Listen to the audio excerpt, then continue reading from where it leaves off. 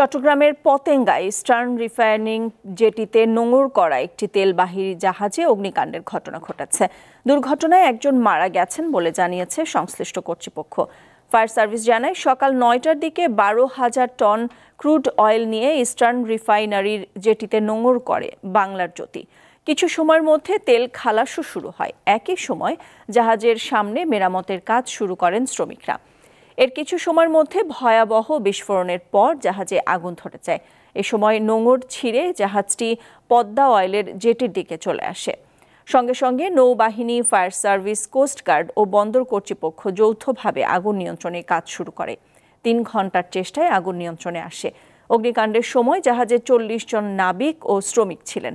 এদের মধ্যে ৩ জন নিখোঁজ রয়েছেন।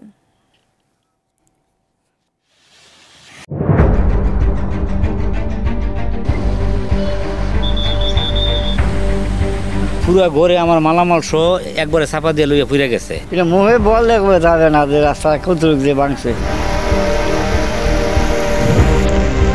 ১২০০ বছর আগের ঐতিহ্য মাটির ঘর ছিল, ওই মাটির ঘরগুলো একবারে ভাঙ্গা নিচে পড়ে গেছে। মানুষের তো অসহায়, করার কিছু নাই।